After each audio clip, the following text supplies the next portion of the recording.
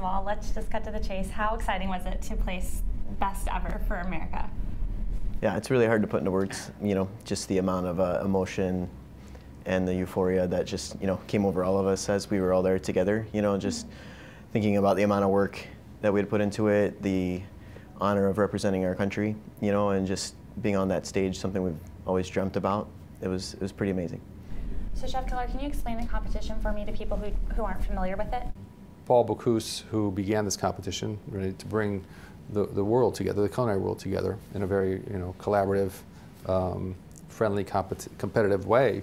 There are 24 countries competing, which means each country has a president, and those are broken into two groups of 12. One is the fish protein, which you're given 2 months out, and then there's a meat platter that you're given to do, and that the protein's given to you 5 months out.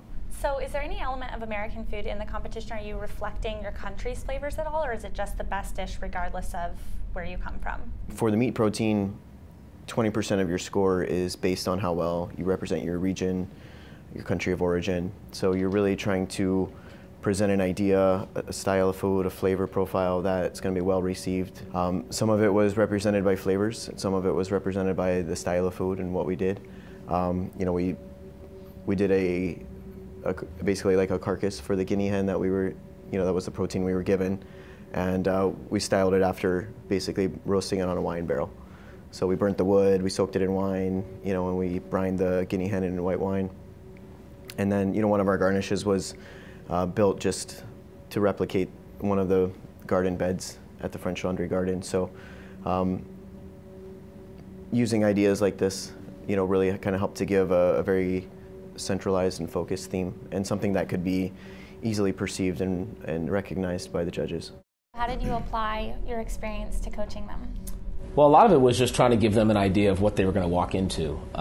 One of the hardest things to describe to anybody is just the noise level in the competition. I mean, there's thousands. I think they had 2,700 people watching them cook. And the horns are going, the cowbells are going, the UK brings a marching band. So it's just this, this incredibly electric vibe that's happening all day while they're just trying to cook. And typically in our kitchens, it's very quiet and focused. And here we had to train with like techno music for the last 2 months to try to just get their mind off of, the fact that, if you're 2 feet away from each other, you can't hear each other talk.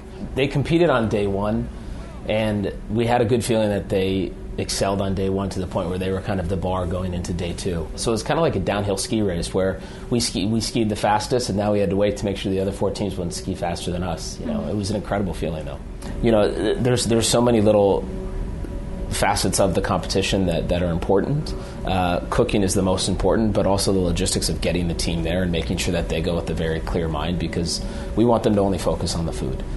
It was a lot of hard work, but it pays off for sure. And I'm sure it's going to still pay off for many years. We have now achieved what we set out to do, which is get on the podium. Congratulations to all of you. Thank you. Thank you. Huge congratulations for the first time for the U.S. team stand on the podium.